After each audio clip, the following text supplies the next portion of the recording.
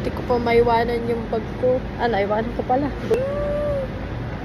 Hi, I'm Jam, and I am a working student mom. Weekend na pero may pasok pa rin tayo sa trabaho. Hindi mo na ako nagpahatid kay daddy kaya inagahan ko ng bumiyahe para hindi ako malate sa trabaho. At para din may pahinga rin si daddy. Lunchtime na kaya nag-decide kami ng mga katrabaho ko na sa Chowking na lang kumain. Mix and match yung in-order ko, isang asado siopaw at saka 3 buchi. Relax lang tayo ngayong weekend kasi wala naman din akong pasok sa school at wala akong inahabol na oras.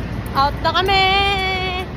Then gear up na tayo bago tayo bumiyahe. Masama talagang laging nagsa-cellphone eh. Paano ba naman? Muntik ko pa maiwanan yung bag ko. Naiwanan ko pala. Bullshit, buti na nabalikan ko pa.